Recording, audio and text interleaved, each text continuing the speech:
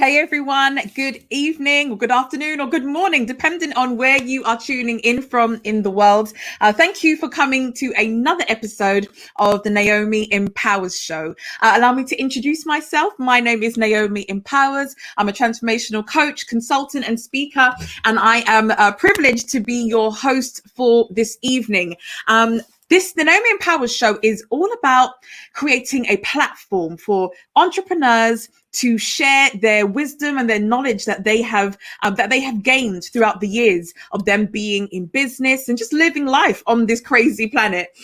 So I really am passionate about sharing each other's life lessons and sharing each other's stories, because I truly believe that when we have the freedom and we give ourselves permission to share our life lessons, we are putting ourselves in a position where we can help someone else who is on their journey. And so we've been doing this every Sunday at 8 p.m. British summertime. If you're on the East Coast, I believe that's 3 p.m. And if you're on the West Coast, at midday.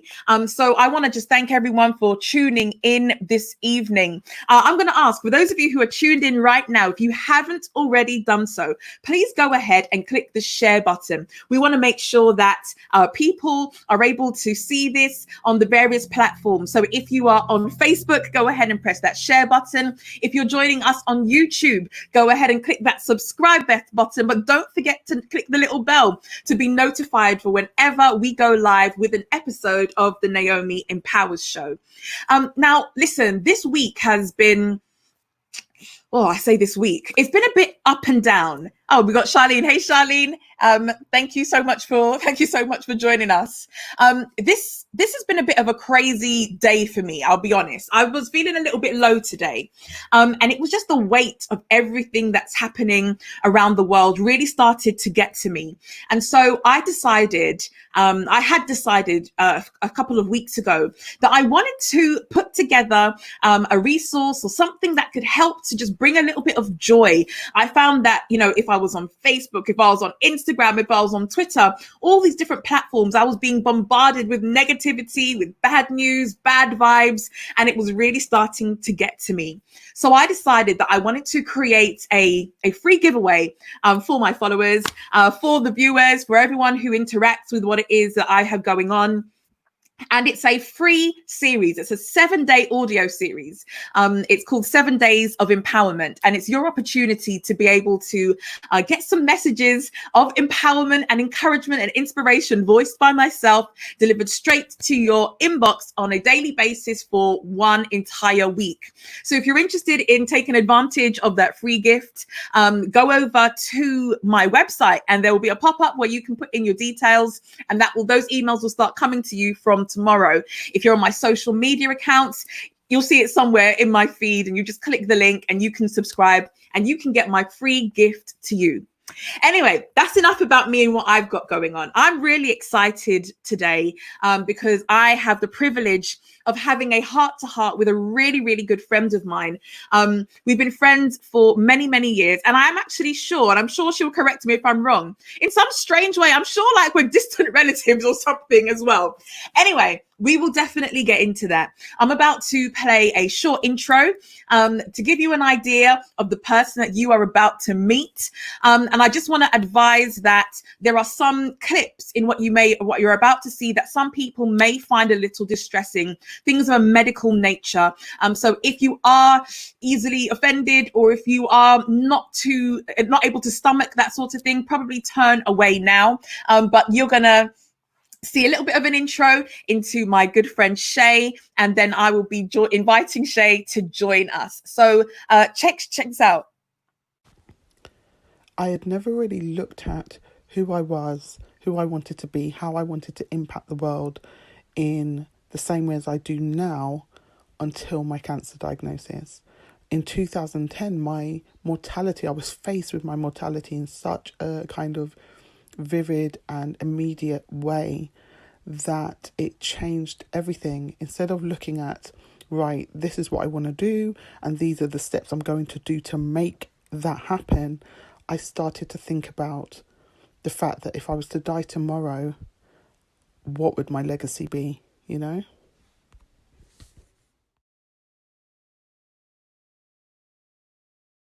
Ladies and gentlemen, please meet my beautiful friend, Shae.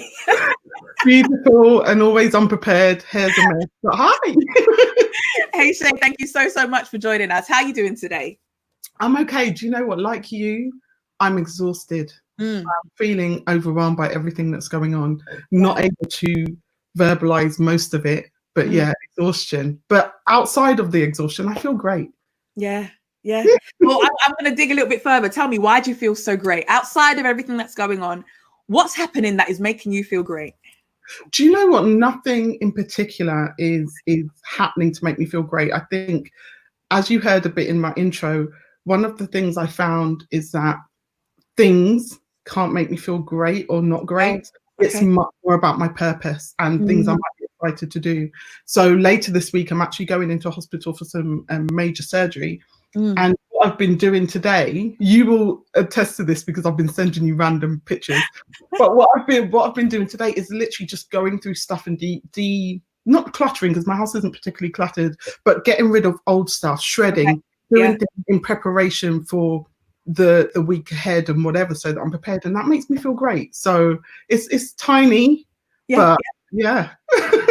Oh, wonderful. Well, Shae, do you know what? Again, I'll definitely be praying for you with the surgery that you have coming up. And for those of you who are tuning in, and if you're of that persuasion, please do make sure you're sending your prayers for Shae over the next coming weeks. She has a major surgery coming up, and we just want to remember her in our prayers. We've got some love from Charlene. Girls be bopping. Girl, if you know the struggle. She looks amazing. Thank you. Thanks, Charlene. We've got a quick message from Paul, who says, sorry, he can't be with us, but he's going to catch this on the replay. Thank you so much for your support, Paul. We definitely appreciate you. Oh, dear. Shae, where do we even begin? Shae, go on. So we are cousins, just saying. Like, you've been trying to deny me. We are cousins. My sister is your cousin. So therefore, in your bloodstream, you have my blood, and I have your blood. That's all that's what that is. Well, that suits me fine, because I'm happy to have such excellence in my family. So it is certainly not a problem at all. Shae, you know something? I've been looking forward to this conversation for a number of reasons. But before I even get into my thoughts and feelings about this, I just want to hand it over to you first of all. And there are going to be people on this stream who are meeting you for the very first time. You know, I've known you for many, many, many years, but there are people on here who don't know who you are. So I want you to break down who is Shae Eccleston for our viewers, but I don't want the humble version. I don't want that. I'm not interested in that today. Listen, I'm all about celebrating my people whilst they're still here, whilst they're alive, to be able to hear it, how much we appreciate them. Shae, who are you? Who is Shae Eccleston? What is she about? Give us some insight. Okay, I'm going to try to sell myself in a really brief way.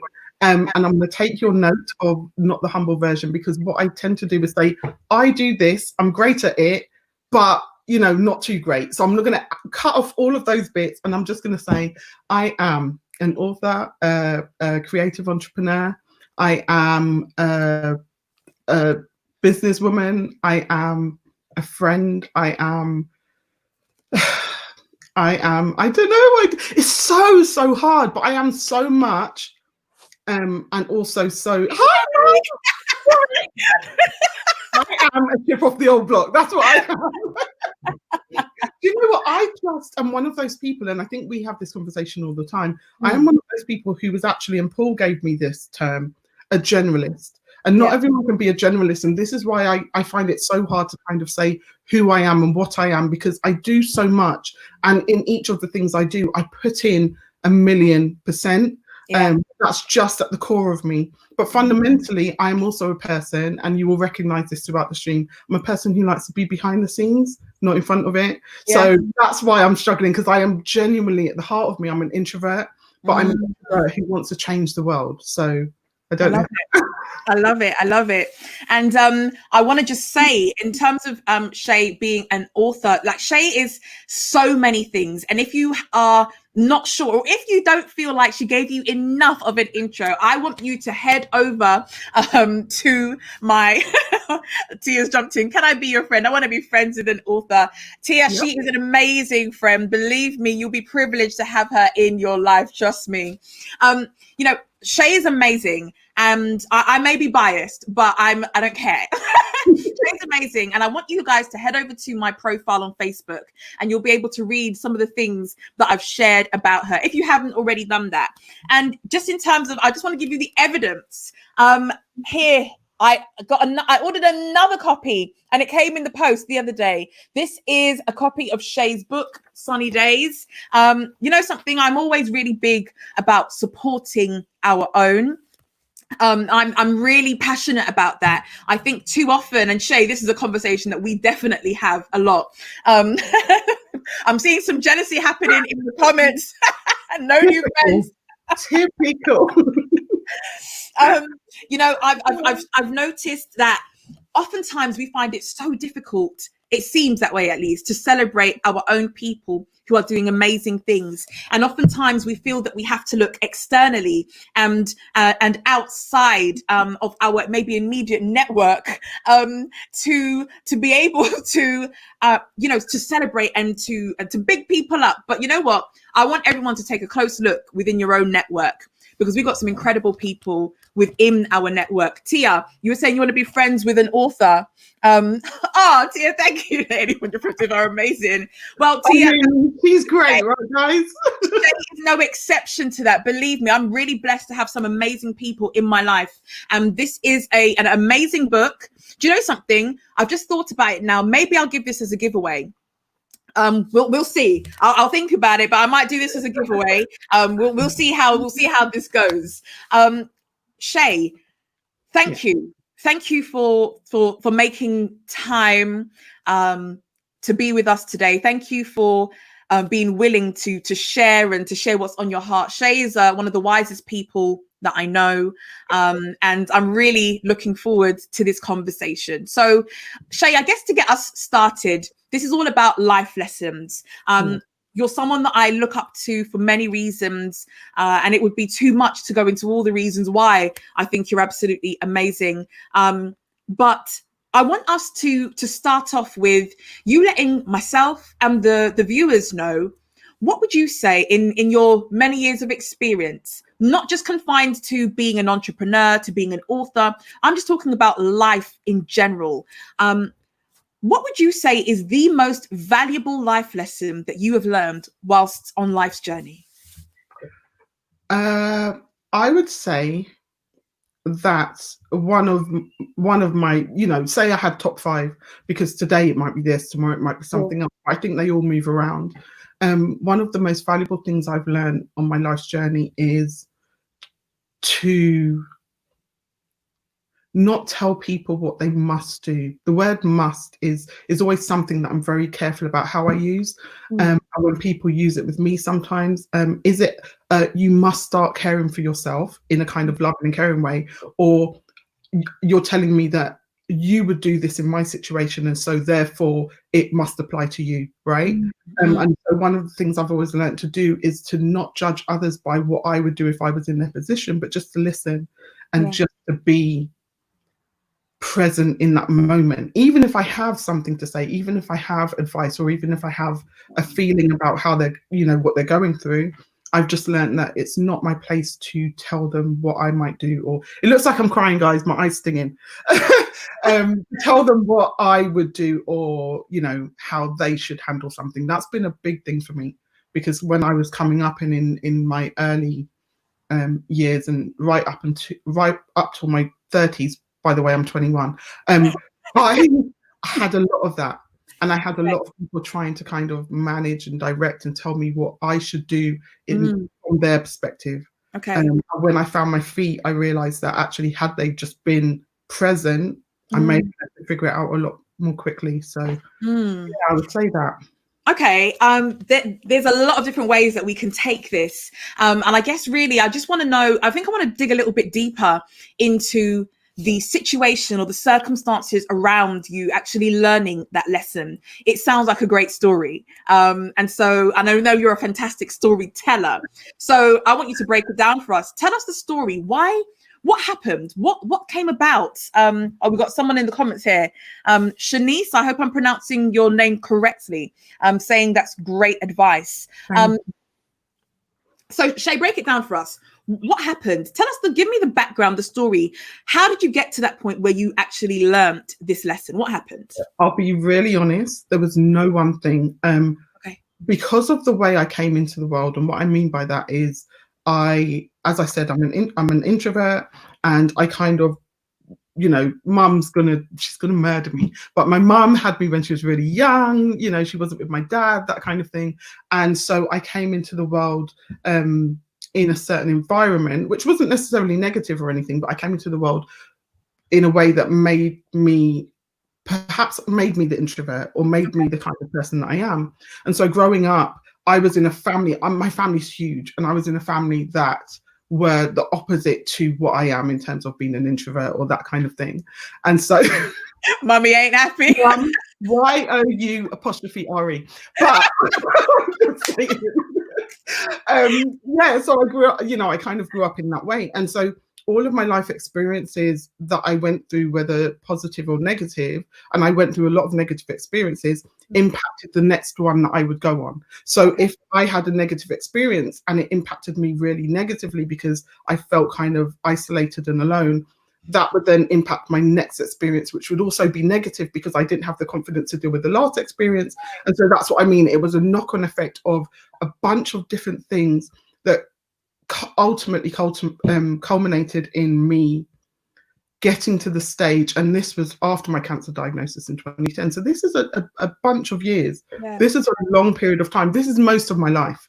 Where in 2014-15, I decided that if I didn't take control of my mental state, I would forever be in that place, and I may not be able to drag myself out of it. So as a result of all of the negative things that had happened to me, and all of the ways in which I dealt with it, and all of the people I'd surrounded myself with, and everyone's voice being louder than my own, I got to a place where I was screaming internally, and it felt like nobody could hear me. You know, you're shouting, screaming into the wind, and the wind's carrying it away, so nobody's actually hearing what you're saying. That's what it felt like. And I was in quite a deep depression, and just couldn't find my way out of it, but to draw a line under who I was before and choose something different for the next day. And that was a process. That wasn't a right, now I've decided. It was hard because everyone who knew me had known a certain version of me. And so when you're starting to challenge what people believed to be true about you, even though what they believed to be true still wasn't the version of me that was actually authentic.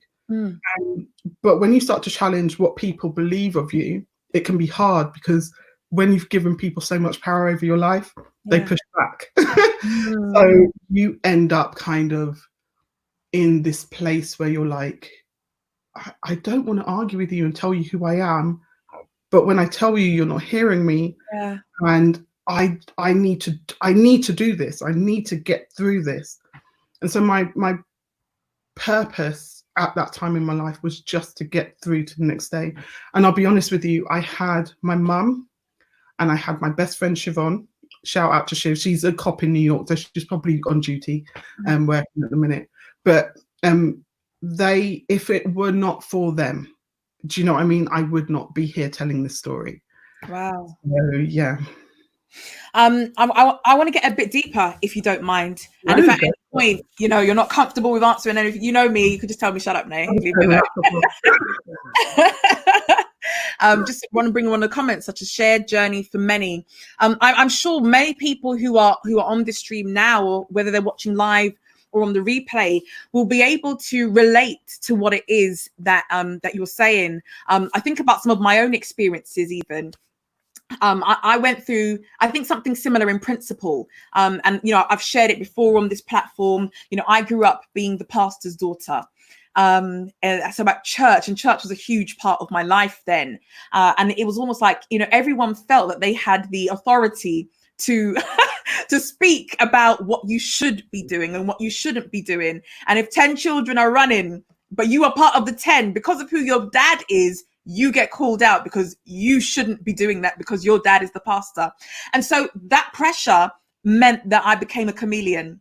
To make my life easier. And remember, this is at quite a young age. To make life easier, I would be the person who the church people needed me to be. Then at college, I would be the person who the college people needed me to be. Then, when you kind of, it's crazy because you can lose yourself. That's what happened to me. I woke up one day and I was completely lost. I didn't know who I was. And I had to literally start again, get to know myself again. And obviously, I'm telling you the pretty version, the nice version, without the tears, without the heartache. I'm telling you the nice version. But I want to dig in with you into what that was actually really like, because I feel like you've given us a really wonderful overview of what happened and why. But I really want to get into what it was like in that space, primarily because there may be someone who's on this stream right now or watching live who is like, oh my goodness, that's exactly where I am. So break it down for us further if you can. Just to I will absolutely do that, but just to tag on to your last point, I think many of us get to the stage that you just described and get to the stage that I described, and it's too hard to face, and so they don't bother. They go, you know what, to change who I am to other people now is going to be too hard. And it's really hard. I'm not belittling that journey at all. Yeah. So they just don't, and they end up staying in that pain in perpetuity. And one of the things I want to come out of today is letting people know that actually take your time to do what you need for you so that you can take the next step to finding you. But in terms of what that looked like, it was spending 15 hours a day in the dark, literally not opening the blinds, not wanting to go anywhere, telling people I was going to see them, meet them, and then not meeting them. In the video clip that you played, you saw that my cancer was a very rare cancer. It was head and neck cancer. So they cut my face open from the top of my ear all the way down, up the back and under my neck. And I had 2 of those surgeries, and some of the, I can't think of the word, but as a result of that, I experienced a lot of pain and there was a lot of damage and that kind of thing. So I still experienced all of that on top of the pain, my emotional pain that I'd been living with and that I'd been dealing with, and not knowing who I was, on top of financial stuff because I wasn't working, because I was too sick, because I was on like 50 plus tablets a day. And, it was all of these knock-on things and knock-on effects. And so I would spend sometimes just hours on the phone to Shiv, because at that time she had moved to the States to be with her husband. And so she had time, she had just had a baby, and I spent maybe 7 hours on the phone, sometimes just crying, just being lost and needing someone to hear me. Yeah. Really hear me. Yeah. But not needing someone to tell me what to do. I needed some light in my life, but I didn't want to open the curtains. I needed, it was sometimes wanting to be up and out and go to church, which at the time was just down the road actually, and I wasn't going to church, but it was around the corner, and really wanting to be there. And the minute I get there, somebody saying, "Oh, let me see your scar," I'm pulling off my neck, pulling off my thing, and just it sent. I've got stories. What? It sent me reeling back months, because people were constantly and consistently judging my experience by their own. And I remember being on the bus one day, having gone, I wouldn't leave the house very often at all, and I went to a hospital appointment, and being on the bus one day, and my cousin at the time had leukemia. She was 11, and I bumped into someone from church on the bus, one of my mum's friends, who basically was talking to me about my cousin. And I was like, yeah, no, but we're really close. And actually my cancer experience and hers, we talk about it all the time. She was like, you didn't have cancer. I was like, I did. No, you didn't have cancer. I was like, I mean, I did. And this is on the bus, and it went back and forth about 4 times. And again, it was that kind of, well, no, I can't believe it. At the end of that, that's how she left it. But what she left me with was again months of kind of like, I'm not going out because people would just judge me. They were based. And it again went back into being in the dark, not wanting to talk to people, ignoring people's messages. You know, I had people messaging me, you know what, I'm just messaging to see how you are, and you can't even respond. Wow. But even in those moments, I was like, I just need time and space. And I'm so grateful, again, that my mum and Shiv encouraged me to take that time and space. Yeah. Because I feel like there were many points where I would have just gone back into old habits and given them what they wanted. So yeah, I mean, again, I've given you an overview. That's what I do. I'm so typical, but I've given you an overview. But that's some of how it looked for me. Yeah, Shae, there's again, everything that you're saying, it's bringing up so many different ideas in my head about where to go with this. But one of the things that I think could be quite interesting to explore, perhaps, and this is something that we've briefly touched on. Yes, people should learn to mind their business. It's that's a people problem, isn't it? I can't even say that's a church thing. I think that's just people in general. Everyone's got an opinion. Opinions are free to have. So, but I think it takes, I guess this leads us quite nicely on to really where I want to go with this next. Oftentimes in friendships, it sometimes can be maybe difficult to be able to figure out what a person wants or needs from you. And I know, Shae, that we've spoken in the past about discussing friendships.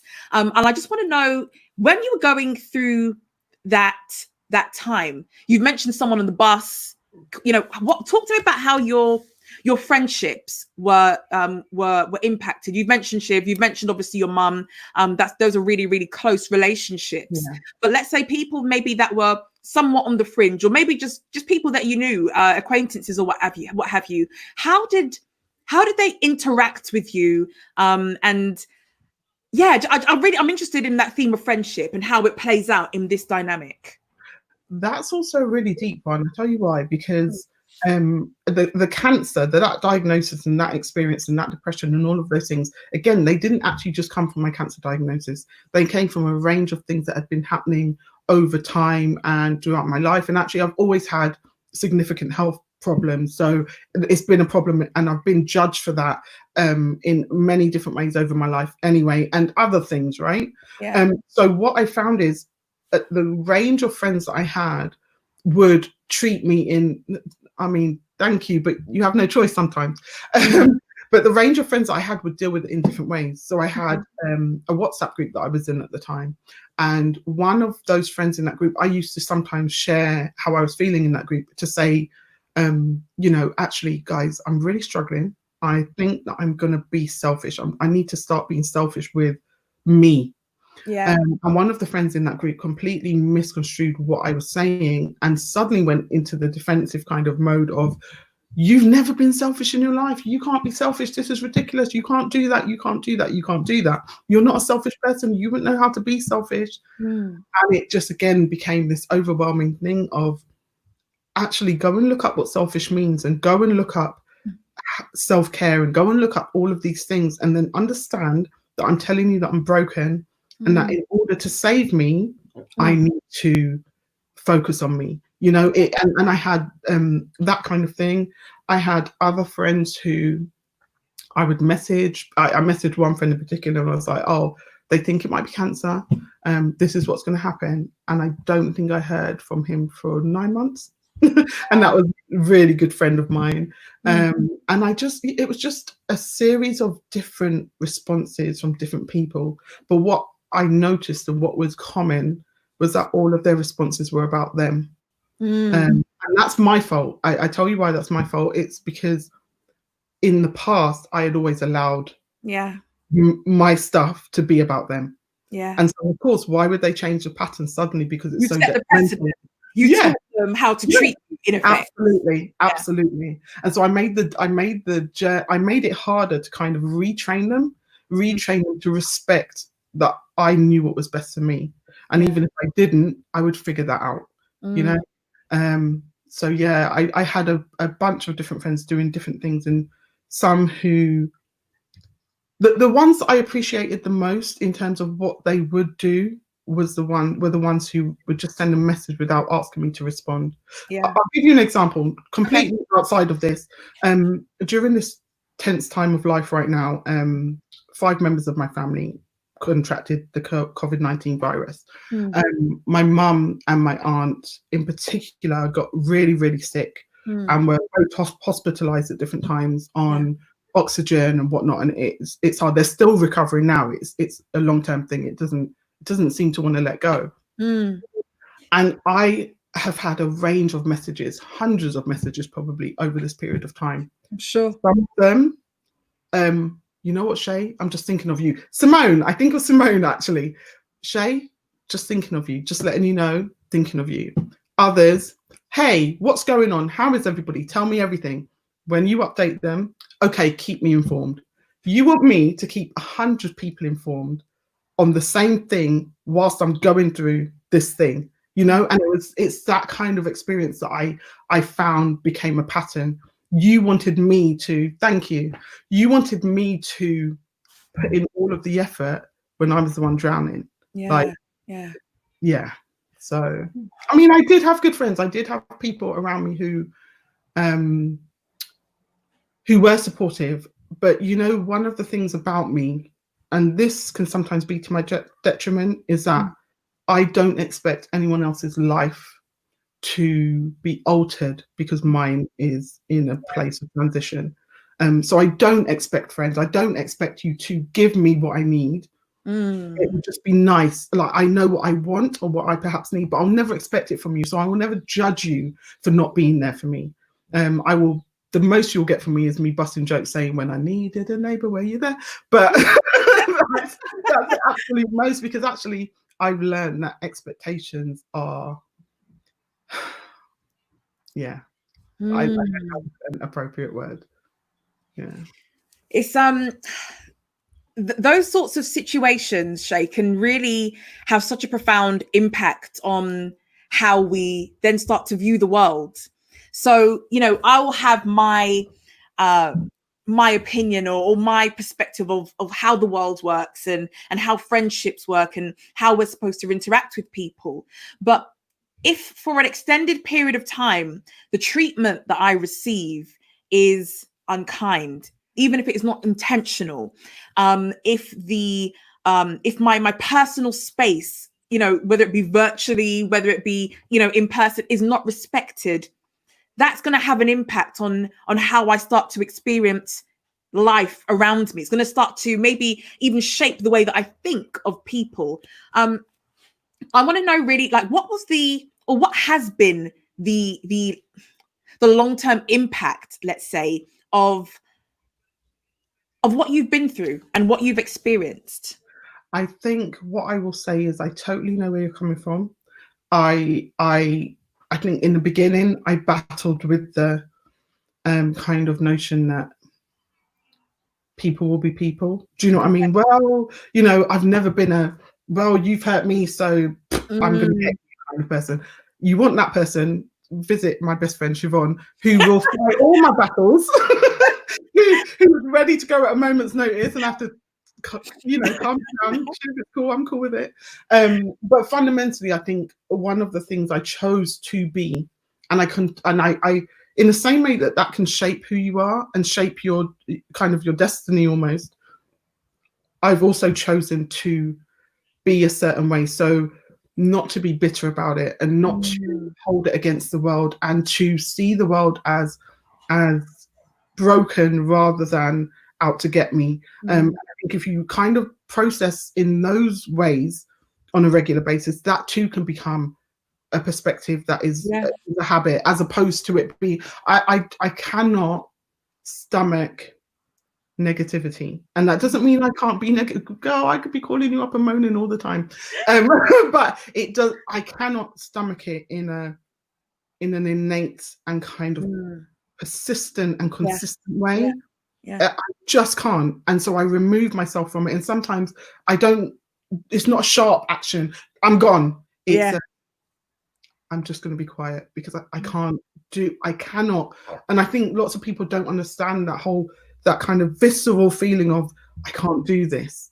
And what I learned about myself is not being able to do this doesn't make me weak. Because one of the things I used to be, one of the things my friends always used to call me was dependable and, you know, always there. And if we needed this, you're the one we come to. Yeah. So I started to, you know, that was my badge. Yeah. But sometimes my no didn't make me undependable, not dependable. My no made me not stupid or not a mug or, you know what I mean? And so instead of going, you're always asking me to do this, why won't you just, I could just say no. And then actually I wasn't empowering them to make me feel, hey Tash, I wasn't empowering them to make me feel, you know, like, girl, like I was falling short. Because it's actually all it was is I changed. Okay, I know I'm mumbling. I do this. No, not at all. But I changed the way I respond to people. Okay. And you will even notice this. You're going to recognize this now. And it's now a habit. It's not intentional anymore. But with intent, I went forward in a way that when somebody would ask me for something, or if somebody was going through something and I wanted to offer my support in a very authentic way, instead of saying, anything you need, I'm here. Love you, babes. Anything you need, I'm here. I would say, if there's anything I can do, let me know. If I can, I will. Yeah. Completely different. Completely different statement. Because what it meant was the expectation of, well, you will be there, which is the character I'd built. Yes. Was suddenly kind of not dependent on, well, actually, I'm really sick today because I've got stuff going on in my own life, and now I cannot do this interview. But you said you would. You said you would, and I know that you're a dependable person. It stopped being about desire, and it became about capability. I'm still waiting for you to sing. Anyway, so you know, it became more about what I was capable, or what I had to give in that state, in that statement, in that moment. Yeah. So, and actually, I became happier for it. I stopped moaning so much to my friends about people constantly asking me for what I didn't have, because I was going, well, sorry, I can't. You took back control. And Siobhan coined this term. I mean, it's probably been in the world since the beginning of time, but we always talk about taking back the power. And sometimes she'll come to me and she'll say something, and I'll just say, and in fact, I might not even say anything. And she's like, I know, take back the power. And we'll just do that back and forth sometimes, because actually, that's literally what it is. Someone can walk into a room and with a couple of words, they can leave with all your power. It's true. And I'm not here for that. Even sometimes it's going to happen. It's going to happen sometimes. But you need to have a process. You need to know how to regain that, regain your equilibrium within yourself. People will be gone and they won't even know they've taken your power, and they won't even care, because they won't care. Yeah. So, Shae, really interesting insights. No, definitely Phoebe loved that one. Take back your control, take back your power. Yes. You know, it's such an important thing for us to do, because I think without going through that process, literally we can be living our lives for other people who may not even be conscious of the impact that they're actually having on us, but we are just, you know, blowing like the wind. And, you know, if our friends say jump, we're in effect saying, you know, how high? And we then, here's my thing. I do think that our time on this earth is limited. And, you know, we've heard that Steve Jobs saying, you know, don't waste it, live in someone else's life. And it's all well and good to say those things, but until we actually get to internalize that and then start living it out, it's almost just empty words. And I recognize it, you know, in myself even, how someone's opinion or someone's judgment or someone's harsh word or someone's praise could have me up and down. And, you know, I love that word that you use about equilibrium, about being able to find that balance, and it not being dependent on external forces, let's say. Go on. Sorry. Can I just say, because you triggered me. So can I just say that with that, what I found is when I started to identify who I was really, I realized that I was an empath. And understanding that I was an empath meant when you were hurting me, I'm going to let you know. And that doesn't mean I'm going to be like, yo, stop, you're hurting me. I'm just going to say, actually, this thing you said affects me in this way. If that person then chooses to adapt it because they care that it hurts me, even if they didn't mean it that way, that has an impact on where we can go with the friendship or whatever. Yeah. But what I found is that a lot of people don't understand the kind of, well, I wouldn't be offended by this, or I didn't mean to do it like this. One of the things I say very often, and I'm trying to teach a lot of people at the moment, is at some point, impact trumps intent. Absolutely. So it doesn't I like matter that. if you intended to hurt me. At some point, I have to go, well, you didn't intend to, and I have to take that into consideration. But your impact had a bigger effect on me, there you go, than your intent. And so at some point, you have to be accountable for the impact it had, because you're the one who delivered it. So yeah, that's just what I wanted to say. Thank you. No, thank you for sharing that. Shae, I want to go, if you don't mind, into, I'm going back to the intro that we did. And, when I asked Shae to send me some stuff, I want to put something together. I wasn't sure what I was going to get back. One thing I know about Shae is that she has the most amazing way with words. And so in the end, I opted to asking her to just send me something from you. Speak to me, literally. Send me a voice note. I can't remember even what I actually asked you, but every single time I listened to the recording and I was putting that together, it would give me goosebumps, because it would make me think, wow, this woman, her journey, the wisdom that she's been able to gain along the way. And it hasn't been plain sailing. Look, even my mom has definitely chimed in. She's always saying this about you, Shae. Always. Shae, I want to know if we can jump back a little bit to 2012, perhaps.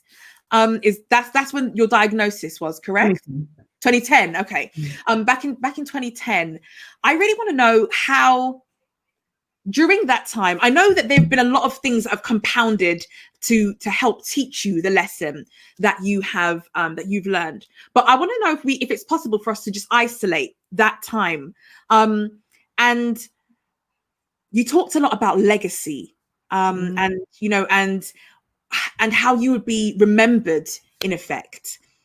How did the thought of your legacy and how you would be remembered play into not having anyone tell you what you must or mustn't do? I'm interested to explore that. Okay, so shameless plug, if you get the book, one of the things in there, the book isn't actually about me, it's about you. So there's very little of me in that book, actually, apart from my style of writing and the things I've learned over time. That's true, yeah. But one of the stories I tell people, and it is in my, I've got a book called 3 Months to Live, because initially my diagnosis was, listen, if we don't get this out in 3 months, you're not going to be here. So in that book, I speak more about this, but after my diagnosis and after my surgery, I was staying at my mum's house. And in fact, I'd not long sold my house. I had nowhere to go. I was living on my mum's settee. Her and my sister are very noisy people when they're ready, so it wasn't the best of times. But I love my mum, like she means everything to me. But you're in trouble with your mum, though, actually, to be honest. From the messages that she's been putting up, I think you're in trouble. You know what? It's my birthday tomorrow. My mum's busy cooking chicken for me, so I'm isolated because of the surgery. I can see nobody, like literally. So she's going to be dropping stuff at the front door, and I want her to still drop the chicken. Love you, mum. So I was sleeping on this. I was on the settee, and like I said, I spent many of my days in the dark.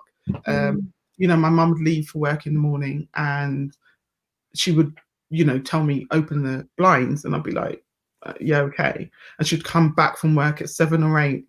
I'm telling you, we're the best. She would come back from work at 8, 9 in the evening, and the blinds would still be closed, and she was just kind of beside herself or whatever. Yeah. But one night I was up all night, as I am. I'm actually an eternal insomniac. I don't sleep anyway. For instance, this morning I don't think I slept until 8 a.m. and I woke up at 10. So it's just me. Shae. And I find my creativity is best in the evening through to the night anyway. But I was really low. I could feel myself kind of suffocating, breaking, whatever. And I kind of needed to figure out what I was feeling, and the why I was feeling the what. And it's like, it wasn't like a light bulb. That's not true. I think I realized finally that the cancer wasn't what I was scared of. What I was scared of, and I went up to my mom's room, and it was like 5 a.m, and I was sobbing, and I woke her up, obviously. And she was just like, what's the matter? And mum isn't that one. If anyone's the empath and the softie in the family or whatever, it's absolutely me. My mum is tough as, nails. Like, she's just not that one. She'll be like, yeah, you'll be fine. But my mum on my deathbed, you'll be fine. She's that one. And I just remember sobbing, and she was like, what, what's the matter? And through my tears, I remember saying to her, it's not the cancer. It's that if I die in a year's time, you guys will have forgotten me. Random.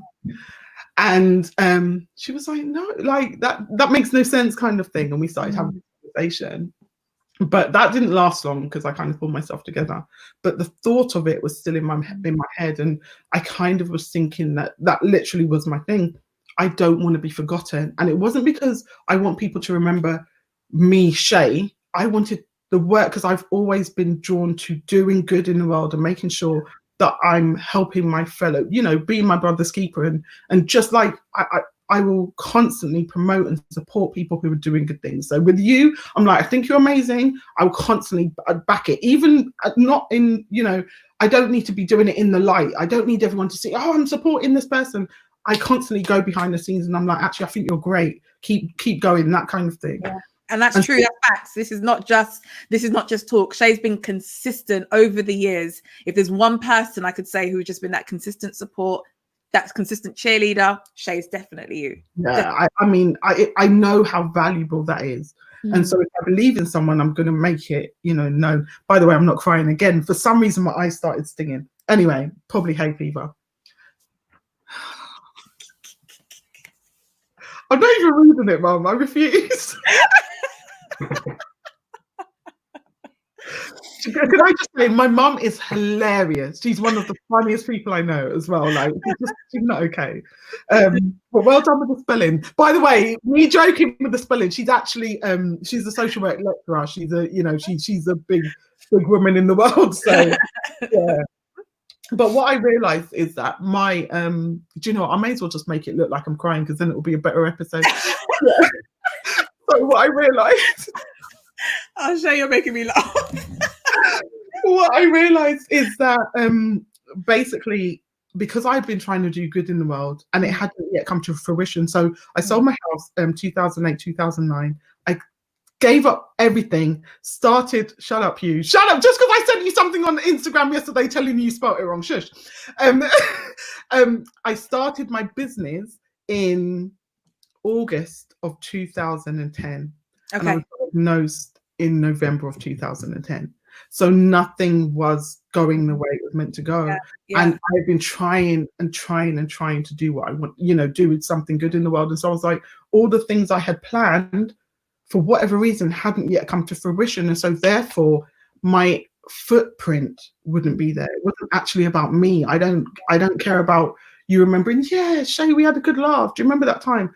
I want you to feel the impact that I've had in your life, because you needed something and I was able to see it and meet that need, So I think that's what I realized, that I was going to be devastated that the good work I had planned wasn't yet done. So what did you do about that? Because that is literally coming face to face with your mortality and recognizing that, okay, this clock is ticking even louder. There's so much in me that I want to get out. What was what came next? What did you do? Or how did you respond to that? Okay, so I did nothing. Because I did nothing because I was too sick, but I started, in my mind, I started to process and think differently. All of my thoughts, all of my actions were now about my legacy, as opposed to it being, I would still have the Macmillan nurse come every Friday. There were some Fridays where I was like, oh, I can't make it. Even though she's coming to my house, I can't make it. I didn't want to do it. But I started to challenge myself a little bit more to do those things. So I was able to then, find somewhere to live. And all of these things started happening slowly, but they all started to build up my confidence and self-esteem again enough. Even though in 2015 I was at the lowest ever, the little things, my legacy and what it would be became my purpose. And so I began to make the changes to be everything I had said I wanted to be. Because one of the things they told me at the hospital early 2011 was that there was a high incidence of returning of this type of cancer. And when it returns, it's quite aggressive. So I was living with the kind of, do you know what, I may not be here long anyway. They've saved me this time, but fundamentally, I'm on borrowed time now. And so I had to work harder and faster. However, like I said, I've been plagued with health problems all my life. The cancer was just a new health problem. Yeah. And so one of the things I've always battled with is the balance between what I really physically can do and what I can't. When I say I start a business and when someone else says they started a business, their progression along that path is a lot quicker than mine, but they don't know what happens behind closed doors. Yeah. You know, I may be sat here with you and having this conversation, and inside I'm feeling absolutely rotten. I mean, I'm not, I'm great today, but I'm feeling absolutely rotten. And me keeping that, you know, thing means that your mum said I'm eloquent. The thing, keeping that thing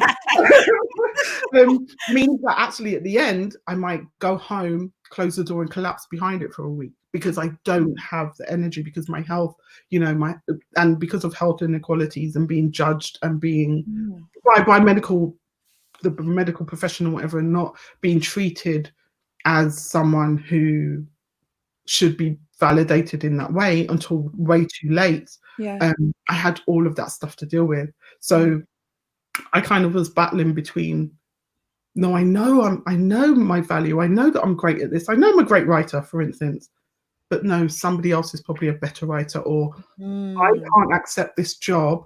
I can't accept being able to do this thing that I would love to do, that I know I'd be great at, because what if my sickness really overtakes, because sometimes I can't lift my head.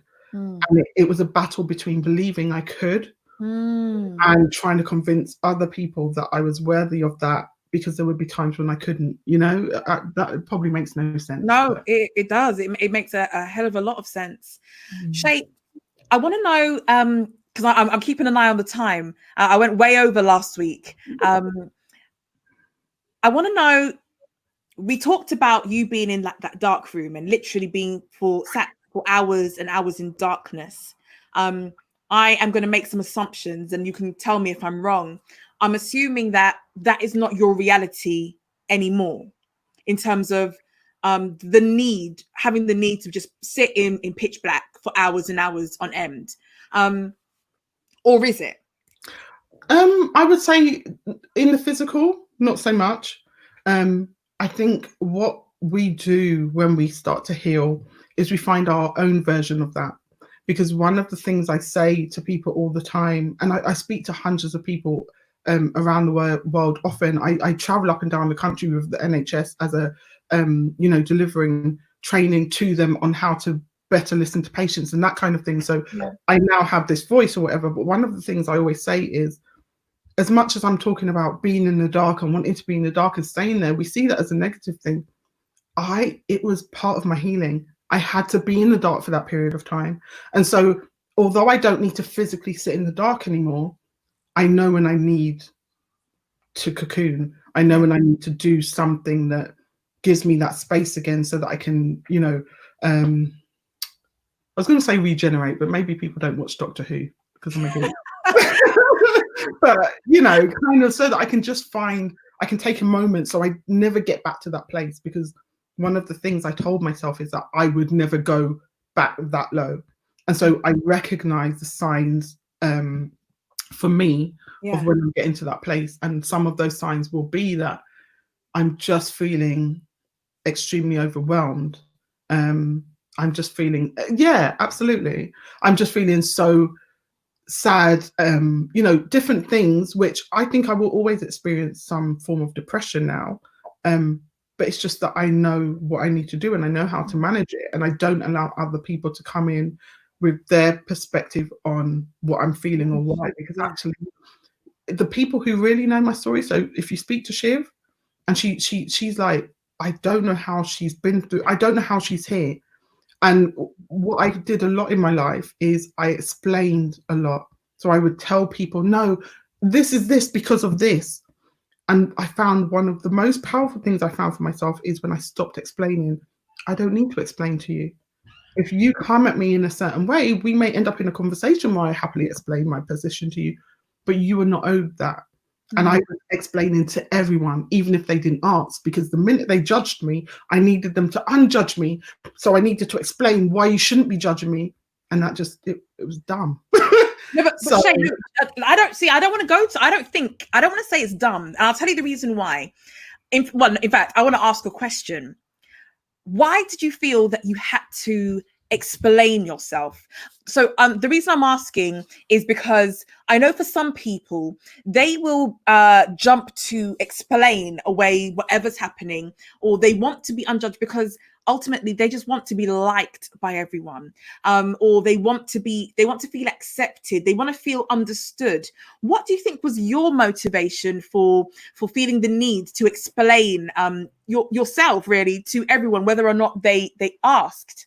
I know exactly what it was. Yeah, absolutely. I know exactly what it was. It was the fact that it was basically spillage.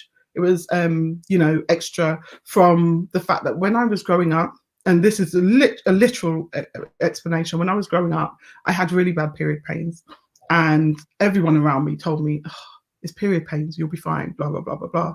And as I got older and older, and I became more and more sick with it, or different things would be happening. People would constantly be belittling my, she's got menstrual problems, or belittling that experience. Yeah. And actually, what it turned out was that I had giant cysts which were twisting around my ovaries, lots of scar tissue and endometriosis and all sorts, which I bled for 2 years at one point, and I collapsed on High Holborn one day when I was walking from work, having to call an ambulance. They took me straight into surgery and all of that. I'm like, you must have been in a lot of pain. By that time, I was like 23 or something. So what I had been doing is measuring up to other people's experience of what a period meant, and explaining when I couldn't do something. So if maybe a cyst burst inside of me, but as far as I didn't know that was happening. So as far as I was concerned, everyone else can deal. Girl, we need to talk. Everyone else can deal with period pains, and so I should be too. And so it became part of my character. Yeah. I've got lots of stories. It became part of my character to explain that, oh no, the doctor said this, or do you know what I mean? There were times, exactly. There were times when I would go into work. At the time I went to Cancer Research UK in High Holborn, and I would be sick. I'd be vomiting on the train on the way into work, but I'd still go into work and I'd be sick underneath the desk because I needed to prove to them I wasn't just taking time off because, seemed, like that. So they would have to physically see me and be like, Shae, go home. And they would put me in a cab to go all the way to my house in East London. It was that constant battle of trying to make sure people knew that I was giving everything I had. So yeah, that's exactly why I felt, and it became part of my character. I started to challenge that a lot later, like I said, probably in the last 5 years, and I was like, I don't owe you that. Nah. Yeah. And actually, what I realized is giving them that did nothing for me. Wow. They didn't suddenly go, oh, girl. It wasn't any of that. It was just like, oh, okay, she's got menstrual problems. Do you know what I mean? And I went back to that kind of, and now I'm tarnished with that brush, when actually all I want you to see is any brilliance you actually see in me, or any good work, or anything you can get from me that inspires you. That's all I want you to see.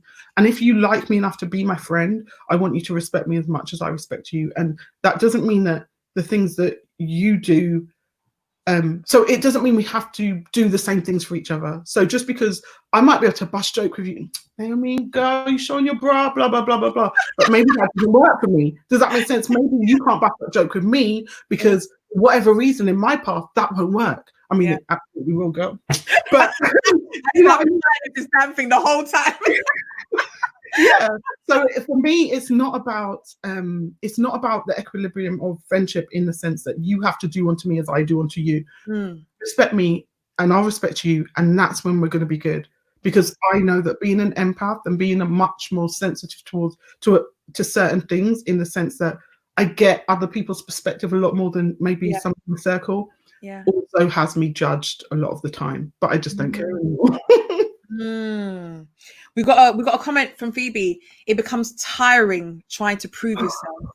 When you start to value yourself, you become unbothered about explaining. Absolutely. And I have to put that up because I really do think that sums up quite nicely exactly what it is that you're saying. It's like, you know, when you get to that point where you found that peace where you're okay. I'm okay with me. So I don't really mind if Phoebe, if Shernese, if Danielle, if Lesh, if they don't understand me. That's okay, because I'm all right internally first. And I think that's where the challenge is. We have to overcome ourselves first. We have to get to know ourselves. We have to befriend ourselves first before we can expect to show up as our authentic selves, I guess, to the world around us. And Shanice has just chimed in and said that, you know, that peace is so, so important. It's invaluable.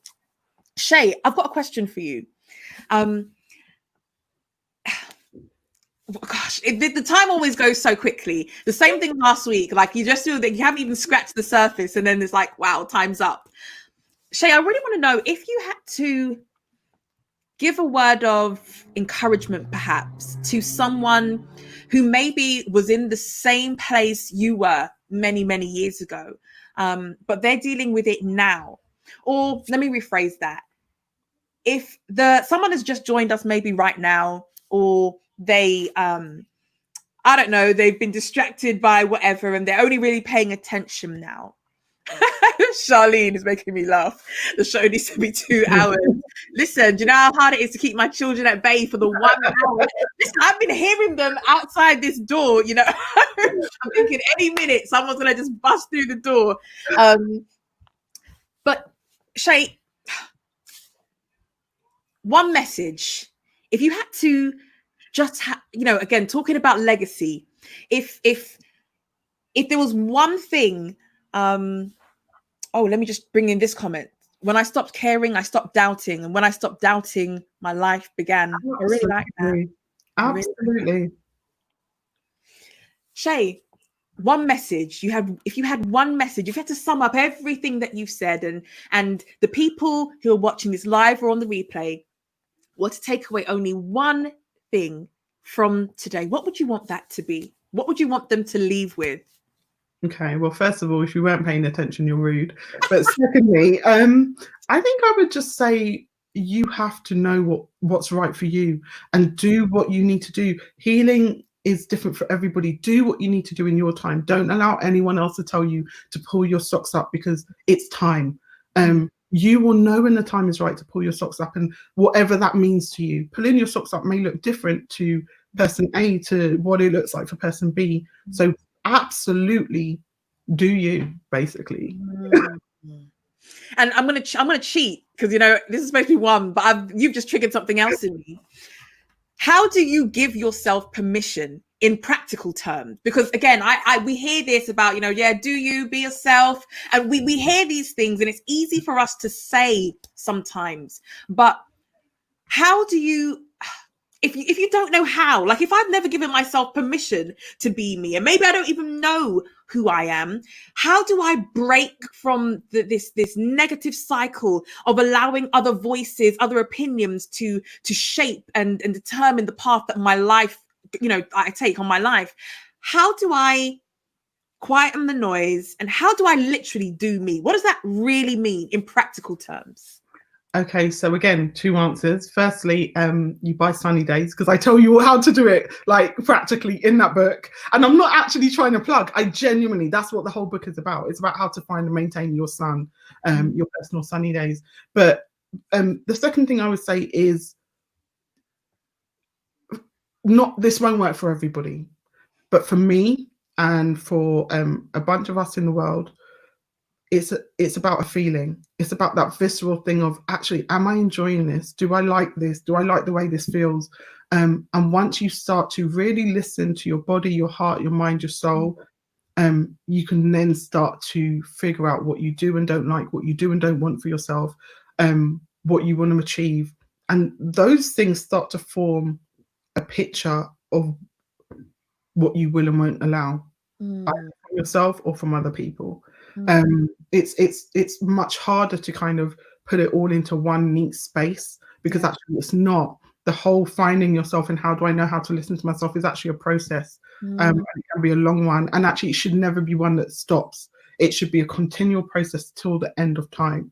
But in order to get to the place that maybe you and I are at, where we can go, actually, I know what this is and I can verbalize it, you just have to start to really listen to yourself, listen to the things that feel good for you and that don't, and then address those. Yeah. Shae, this is so bad. Honestly, I should not be doing this, but you know what? You're here, so you can cuss me afterwards. I've got two more questions. Yeah, two more questions, but this one is the first one relating to the only one relating to what we're talking about now.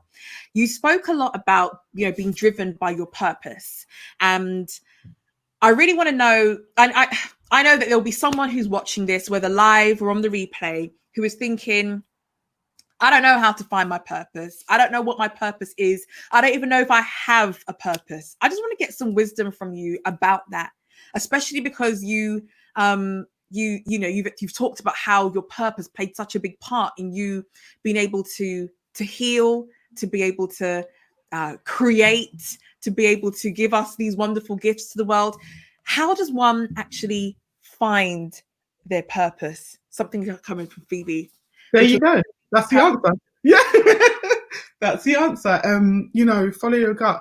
But I think finding your purpose is different for everybody. And some people can have more than one purpose. Your purpose can be related to your family, or it can be related to your creativity or your business or what you want to eat every day. I don't know. But whatever that thing is, it's about knowing yourself first. So I would say you can't just... And I may come back on this in the comments in a few weeks when I've thought about it a bit more. But I don't believe at this moment that you can just jump into your purpose and be like, aha, let me turn this knob. Yeah, let me turn this knob with that. Now I know what it is. I think it's a much more long-term process of trying to identify what works for you, what you're good at, what you're passionate about, what other people see as valuable in you. And I'm not talking about, oh, well, this person does this thing for me and so therefore they are valuable to me. Yeah. I'm talking about if there was nothing else in it for them and they were able to say, Naomi adds value because if those things match up with the things that also make you happy, you've started on the journey to kind of figure out your purpose. So yeah, I don't think it's straightforward. It's a process, but I might change my mind. and that's okay, Shae. That's okay. You will not bully me into having an answer. Oh, Shae, it's been such a pleasure having this conversation with you. And I'm sorry. Oh no, please don't apologize. This is the whole point of it. I'm so certain, and in fact, I want people in the comments to let us know if you've been able to take value away from what Shae has shared this evening. Please do let us know, because really, this is what it's about. It's all well and good Shae and I or having this conversation, or me having these conversations with different friends who I think are inspiring. But it's not about me. It's actually about you at home watching, or wherever you may be watching. It's about what can our dialogue create or spark off in your own life. How can the lessons... I'm seeing it as well. I mean, it makes me laugh, she wants me to bribe the kids so we can no, here's the thing. I'm really glad that in the comments you all are saying that it's, oh wow, here's a comment from Shernese. Please forgive me if I'm butchering your name. It's been life-changing, and this is what it's about, Shae. This is what I really want the show to do. I really want it to be able to give people like you a platform to share your words of wisdom. Sometimes we feel like we have to jump on YouTube and to search some people who are far removed from us to speak some wonderful words of life. Or sometimes we feel we have to I don't know, read some book written by some world famous people in order to get the life lessons that we actually need. But I believe there is so much value in the people that we have in our immediate network. I know Tia chimed in earlier and said that she wants to be your friend. The amazing thing about this is she actually can be. Yeah. If she reaches out to you, she can become your friend. And I think jump in now before I become too famous. Tia, go for it. You know, it's amazing to have this opportunity to really give back, I think, because here's my thing, Shae. The reason why I'm so passionate about doing this is because all of us have a story, you know, and this is for everyone. We got some exposure here going on. She also bakes. Hint, hint. Shae, we might have to reading about that. But you know, here's the thing. We all have a story. You know, Shae has a story. I have a story. You watching this, you have a story, and you have something that is of value to the world. Yes, Mum, it's true. We have the brightest planet in our community. It is so true. Books can be expensive. And this, you know, what we want to do here is every week that we show up here, I really want us to be able to share our stories and repurpose our pain, repurpose our dark times, repurpose the things that we went through that may not have felt pleasant at the time, but just Shae, you having the bravery to come on and to be open and honest about what you've experienced and how it's impacted your life. You know, someone said it's actually been life. Oh, feel no way, Shae. Someone actually come in and said that, you know, it's been life-changing. And this is the sort of feedback that makes me think, you know what, no matter how nervous I might be before we do this, we've got to keep on, because there is such value, such wisdom, and that collective wisdom and collective knowledge that we can create means that one day when someone might be feeling low, they could tap into this and they can hear what Shae's had to say, and that might just go on, Shae, go on. No, I mean, I wanted you to finish this, but I want to say that actually also, I thank you for having me, because as I said at the beginning, and I promise I'm not crying, it's the other eye stinging now, but at the beginning, I said that I like to be behind the scenes. I like to make things happen and make them amazing and whatever. But actually, one of the main reasons that I like to be behind the scenes even more now is that, and I know I'm saying it, but actually I'm saying it to take back the control of it. You'll understand in a moment. Okay. As a result of the cancer surgeries that I had and whatever, my mouth, my face is lopsided, because obviously they pulled and did whatever. And so one of the things that I notice always about myself when I'm on camera is how lopsided my face is. So when I smile, I bring my bottom lip up to meet my teeth in order to make sure that I'm as symmetrical as possible. And that's a huge barrier for me. But actually being on this platform today, having this conversation with you, and having this conversation with you, and also a woman called Marie-Claude Gervais, who had me be the first Black patient, and then I'm Black as well, just in case, to speak last year at the big pharma conference in Poland. She literally took me with her, and I spoke on the stage and kind of made history. It's little things that you guys are doing that allow me to believe in me as well. So I literally needed to add that on, because it's not just all about me being like, right, I've decided. If people in your community believe in you as well, it's life-changing. So thank you. Oh, it absolutely is. I've got to. I'm going to wrap up, but I just got to bring a few of these comments in. You motivated me, my lady. Normally, when we are diagnosed with cancer, we become hopeless and think of death only. We believe we cannot make it anymore. But Shae is right here as a living witness, a living testimony of the fact that there is so much more that you can do, even if you're given a diagnosis that makes you think all hope is lost. The moment, you know, the fact that you're still breathing means that you have an opportunity to make something happen. I've seen a comment from Mummy come in, and let's have a look. Finding purpose involves a deep, long look in the mirror, being honest with yourself when you begin to expose your warts. It's a blessing if you have friends you can rely on to talk to who are nurturing, kind yet honest. This will help you start the journey. Shae, I think I know where you get it from. Thank you, Mummy. Thank you so much for that. Oh, and we absolutely love you too. Thank you. Oh, we got the tears going. We got the waterworks going. YOU apostrophe RE or Oh man, Shae, it's been such a privilege. Before I actually let you go now, because I realize I'm going over the top now. Honestly, these days I just don't want this to end. I'm always nervous, like it's actually starting, and now it's not going to end. Oh look, Mummy, you got another friend request coming your way. Do you know what? I'll be honest, Mum doesn't even do Facebook and stuff like that. She's literally here for this purpose. So I am grateful. Thank you, Mum. Oh, thank you. That makes it even more special. Thank you so much for your time. Shae, I want to wrap up with you letting us know how we can support you.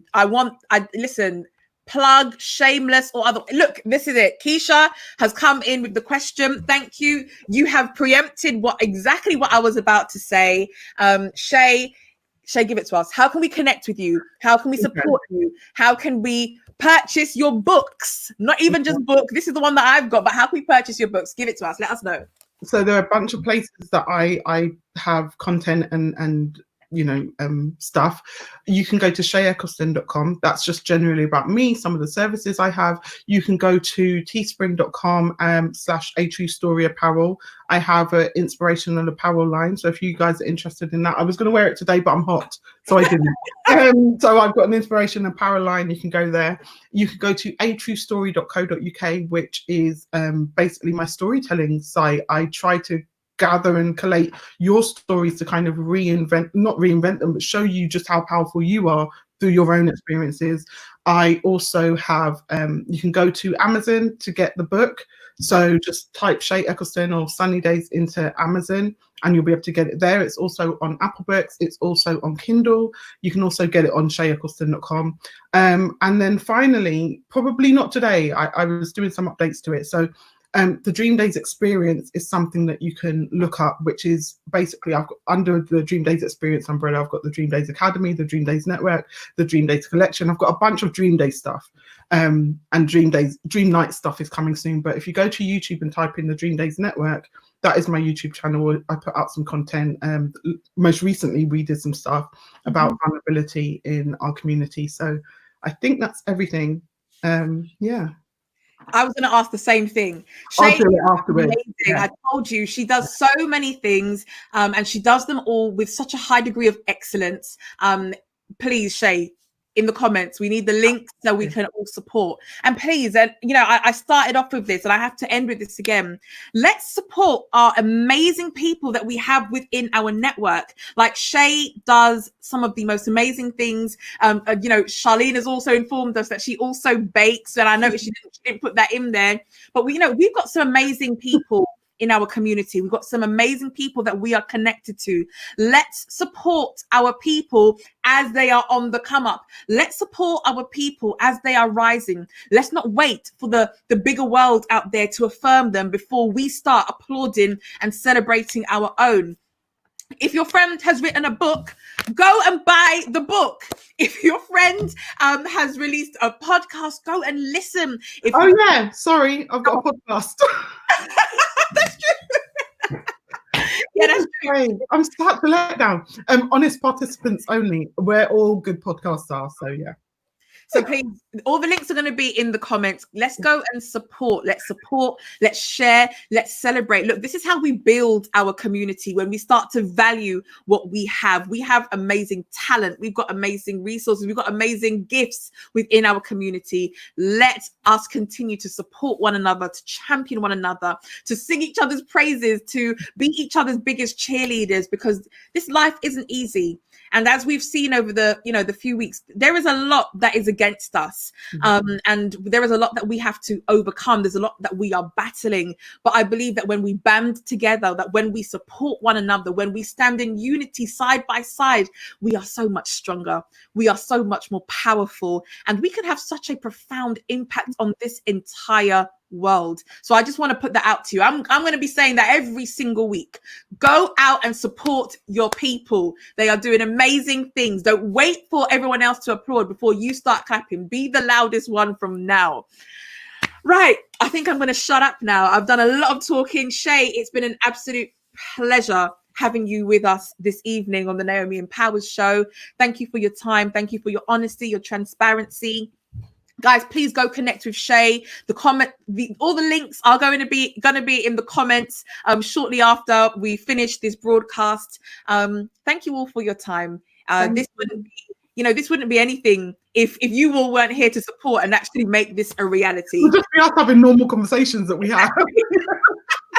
So thank you for making this time with us, so special. Thank you, every single one of you, for your comments, for your shares. I really do appreciate it. Shae, thank you. I don't have the words to express how grateful I am for you. Thank you for being a part of my life. You are such an amazing person. Again, we are praying for you with your surgery coming up this week. And also, I'm going to say in advance, happy birthday for tomorrow. Of course, I'm going to say happy tonight and tomorrow as well. But just so it's said on here, let's all send our birthday messages and wishes to Shae. So happy birthday. If you're saying happy birthday to me, make sure you put my age in there. So happy 24th, please.